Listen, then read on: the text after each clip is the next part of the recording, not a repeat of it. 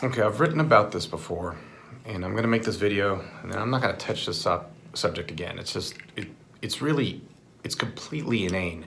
You're not going to see my other physician and scientist acquaintance and colleagues even mentioning this, but I am getting tons and tons of messages from people absolutely petrified because there's all these young millennials on YouTube who were vegan and are no longer vegan, and they're posting these videos why I'm no longer vegan and are they right and should I not be vegan and is it ruining my body and all that kind of stuff. And I don't know, it's crazy to me. I mean, it's absolutely crazy because these are kids posting this stuff. I mean, these are like young kids, a lot of them with eating disorders, who are posting videos about why they are no longer vegan.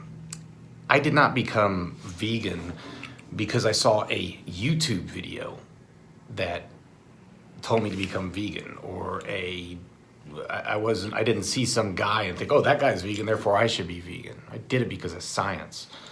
I did it because of research that I did. I did it because of how I saw a whole food plant-based diet work with people. I did it because of the environment and finding out what animal products and animal agriculture does to our environment.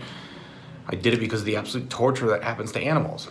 Which brings up a point. Veganism is an ethic. So I don't know, these people that say I'm leaving veganism are basically saying I'm changing my ethics, I guess. I know true vegans. True vegans are vegan for the animals. I mean, they don't have a drop of leather, they don't even wear wool, and they are completely dedicated to helping protect animals. And they would never leave veganism because they got a zit or they got gas.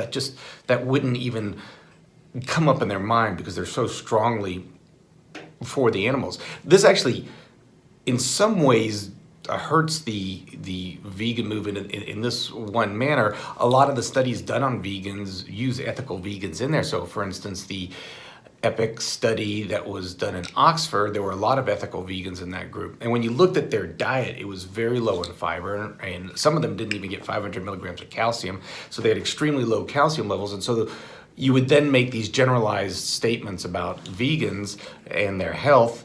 And by the way, they were still extremely healthy, but they would have been even healthier had they followed a more balanced diet, but they're not in it for health. They're in it for the animals. And so these YouTubers that are leaving veganism, they're not vegan, they're leaving their previous diet. And let me tell you, the diet that these people are doing are not the diets that Dean Ornish or Esselstyn or especially Furman or myself tell patients to eat. It's not even in the same realm of what we tell patients to eat. I mean, these people, look, they're millennials. I was the same when I was 20. I went from one thing to another, one interest to another, and they go to these unbelievable extremes. They're doing nothing but juices. Like, what's amazing to me is they'll go on like these juice diets where they're basically they're just taking in sugar. That's all they're taking. They're hardly getting any fiber. They avoid some of the key nutrients. So a lot of them, like, for some reason, it's like, they can't even believe that you would ever cook food, which is, look, it's crazy to me. But so they therefore will avoid all kinds of food groups. They won't eat soy because they somehow believe soy is bad for you, whereas the science does not show that at all. It shows that soy is very good for you, but soy is a great source of amino acids of protein. The soy milks now are just loaded with calcium. Tofu's loaded with calcium, so they don't get enough calcium. They will avoid grains and legumes because you've got to cook them, or if they get legumes, it's very little. They avoid most grains altogether, so they lack B vitamins. I mean, how could a plant-based diet person lack B vitamins? They end up lacking B vitamins and lacking zinc. They don't take supplements because, they get on this like, oh my God, I'm not going to do anything unless it's from nature. So they get B12 deficiencies. Then they feel like shit and they get sick because they're eating a really bad diet. They're not eating a good diet. Just because they're not eating meat doesn't mean that they're eating a healthy diet. Then they take a bite of meat, which is loaded with calories and loaded with fat, and they get some of this fat back and they feel great. And oh my God, veganism killed me. Veganism didn't kill you. Your bad diet killed you. It's just so, I don't know, blatantly obvious to me. Now, the science behind whether a plant-based diet is going to kill you is it's just preposterous to even suggest that it would. It's the healthiest diet you could do. And the thing about it is, my diet, it's not difficult for me to eat my diet. I don't do, oh my God, I wake up every morning like, I wish I could go and eat this, but I got to eat this instead. It doesn't work like that. I have oatmeal and berries and all kinds of stuff for breakfast that tastes great. Sometimes I'll have a tofu scramble and a burrito. You know, my lunches are soups and salads and potatoes. I eat a lot of grains. I eat a lot of dark greens. I eat a lot of legumes. I eat a lot of fruit. I eat all of these foods. So I'm never hungry. I mean, what really surprises me is when people go to a vegan diet and then they still are portion controlling. So they're eating these tiny meals. They're hardly getting any calories and they feel like crap and they don't know why they feel like crap. It should be obvious why you feel like crap. You're not getting enough calories. But that doesn't happen in my diet. And I'll tell you, you want to go and hang with the vegan bodybuilders or come to some of the veg fests. Like I would do this veg fest in Marshall, Texas, and everyone there was this pillar, just a sparkling beacon of health. Like unreal health. I mean, these people are running, they feel great. They're eating all day long. They're having tons of great food. Everybody's happy and they're healthy. These aren't people that are even in the realm of even thinking that they would switch. So my advice to you is totally and completely and utterly ignore YouTube videos, which is ironic because here's a YouTube video.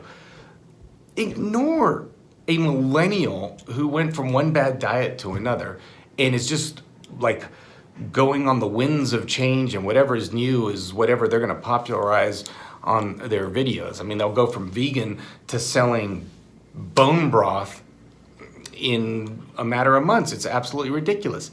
Stick with the scientists that are bringing you good science that talk about what health is. Look at the experts. I mean, the experts at the U.S. World News report on diet. I mean, they said that the top diet for health, Ornish is up there.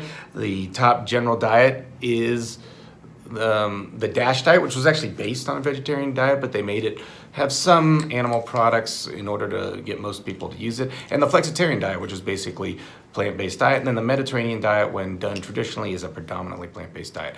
These diets have tons and tons of evidence. If you want to be vegan, you could be vegan easily. Now, we can talk about what deficiencies you could run into. The only key supplement you have to take is B12. That, gotta take it. Got to take it, okay?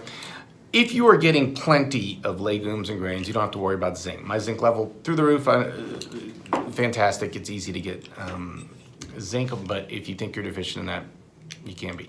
Now, women could get deficient in iron, but you know, the crazy thing to me is like these YouTubers go to a doctor. If you go to a doctor who's not trained in nutrition, you tell them you're vegan and you got a problem, they're going to blame it on veganism. They're just going to say, oh, it's your vegan diet. Which is absurd. It's just absurd because they'll have a patient right before them who's eating meat and they come in and they're hypothyroid and they're like, oh, you're hypothyroid because this, that, and the other. Vegan comes in and they're hypothyroid. It's like, oh, it's because you're vegan. Whereas the data shows that vegans do not have an increased risk of hypothyroidism. But anyway, you will see iron deficiencies in people. We see it in meat eaters, we see it in vegans. The answer to that is not to eat meat. In fact, that heme iron is very toxic, very bad. You could supplement with iron, or you could eat a lot of dark green vegetables. You can get an omega-3 deficiency, and I think this might be more common than we know. It's still being studied. I take an omega-3 supplement. I take a microalgae. I don't want to eat fish. There's a lot of toxins and dioxins and PBCs. They're not as loaded in omega-3s as they used to be, and fishing is destroying the oceans, and so I will take an omega-3 supplement. It's pretty easy. It's an algae supplement. There are these debates over certain amino acids like taurine, which your body can make itself. It's not an essential amino acid. I don't think you have to worry much about that. Creatine, all the bodybuilders and a lot of the athletes take creatine. There has been some studies showing that it does help vegetarians and it can help you with your exercise performance. It actually may help with cognition. I've trialed it. Sometimes I use it, sometimes I don't. I really haven't noticed much of a difference, but it's something that you could add to supplements. That's basically it. If you're vitamin D deficient, take vitamin D. If you're not, don't. The best way to get vitamin D is the sun. But the bottom line is, it is so easy to create an unbelievably healthy plant-based diet that would make you feel fantastic, that would make your numbers rival anybody, that will make you live as long as anybody in the world. It's also possible to eat a completely junk food and unhealthy vegan diet, and so you got to choose appropriately, but choose it based on science, not based on some millennial kid who got a zit while doing a juice fast.